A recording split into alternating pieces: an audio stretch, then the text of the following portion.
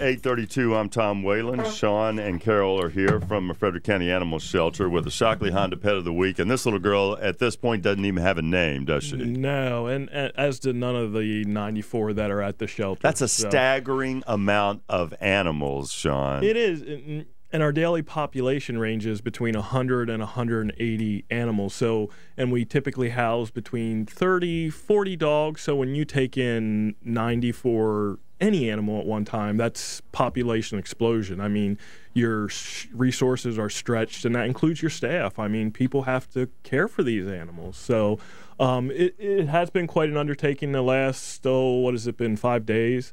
But we're meeting their needs. A lot of them came in with fleas, or they had severe flea allergies where they chewed their fur, and so we treated them for fleas, and obviously providing them good quality food and water and cleaning houses, things like that. So we're maintaining them at the shelter right now. So I had heard that a lot of these doggies had never been outside. It appears that way. When I brought the dog that I named Sue this morning, okay. Outside, she didn't know how to walk on a leash. She immediately laid flat on the ground. Because they've never been on these surfaces before. Yeah, and it would appear that maybe some of them haven't been picked up that often either. She's by no means a fear biter, but she was scared. She went flat when I tried to pick her up, but she allowed me to pick her up. It's overwhelming. This isn't, I think people adapt to their situation.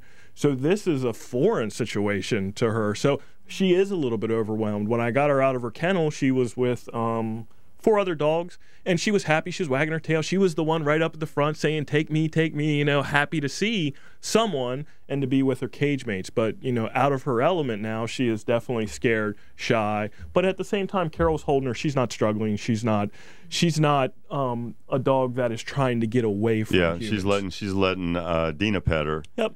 And so your colleagues were in this house. I don't want to talk too much about it. I mean, first of all, it's not illegal, is it? Well, Frederick County now has an ordinance that you're allowed to have 9 domesticated animals in your house. Now, the one thing that does happen in municipalities, if they don't have an ordinance that pertains to that, their non-ordinance can supersede the county's ordinance. So some of these municipalities that govern themselves, if they don't have an ordinance, essentially people can have as many animals as they want. And that ordinance falls back on zoning more so than animal control. We enforce more so animal welfare. Zoning enforces the number of animals you can have. So sometimes those municipalities that don't have a zoning ordinance, they'll adopt the counties, and then the 9 animal does pertain. But then some, and I'm not familiar with Brunswick whether they have a 9 animal limit or not. So. But that was your guy. That was the shelter's job to go down there and see about the welfare of these animals. Yeah, obviously with a lot of fleas.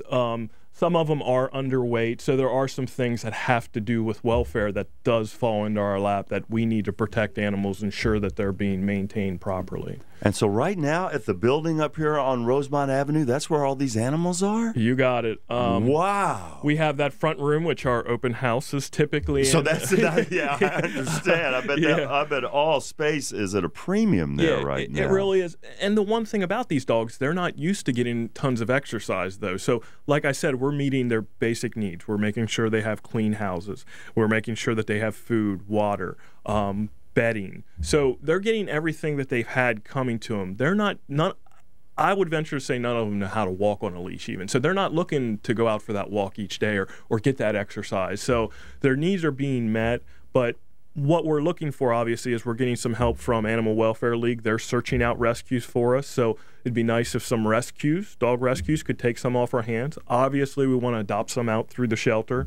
And then we also had the 7 birds, which Phoenix Landing stepped up to the plate, which is a bird rescue. Oh, I didn't know. They were in the same house? Yep. There were 3 parakeets, 1 lovebird, and 4 cockatiels. And so those have been already sent out to rescue. So it's a great thing when these animals organizations can say, hey, I see you guys need help. Let us take some and alleviate that burden for you a little bit. All right, now, I can't get over the number, but first of all, these are all pretty much small to medium-sized dogs, right? Chihuahua, Terrier, Jack Russell Terrier, somewhere around there, mixes, various ages. 94. 94 in the building. Now, at this point, they are not ready for adoption. At this point, we're still, some of them need to be bays still. They need nail clips. Most of them will need to be spayed or neutered. We do need to get them moving on the adoption. We're kind of waiting to work with our rescues, but definitely we need to soon be moving them out on the adoption floor. So that's something, we can't maintain this many forever. So we need to use those rescues that step forward and also start finding adoptive homes for them. Well, I guess you can use it's timely that your open house is this weekend. Is that on? Yes, we have. Yep. It's just going to be a little bit of it's going to be a different logistics. Yeah, but cross your fingers for no rain. And people can come see these animals? Will they be able to look them over? Yeah, that would be the goal for open house, obviously, because that's a good opportunity. We're not open that day typically, to have people come in, look at them. What people should expect, if I could throw this out. Please. These dogs are almost like puppies, but they're not puppies. They have a history, an unknown history of 2 years, 3 years. Sue was aged at approximately 2 to 3. Some of them are 5, 6, 10. These dogs don't know how to walk on a leash. They're not house trained.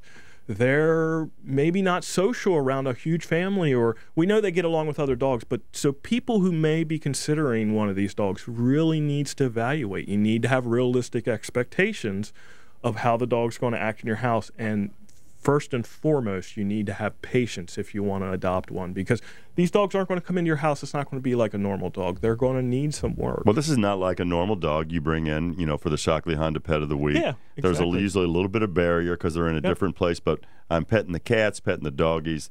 This poor little girl is absolutely traumatized. Carol is holding her in a blanket. Yeah. Dina was able to pet her. If you can see the photo of her on Twitter or Facebook, I mean, the picture is worth 1,000 words. Yeah, that's right. I'll be talking about the open house this week. Perfect. Yeah. Thank you for bringing her by. Yep. And if anybody you want to shout out to, like you say, but some rescue organizations that may be within the sound of my voice in the 4-state area, call Frederick County Animal Control. Yep. Help them out. You guys, good work.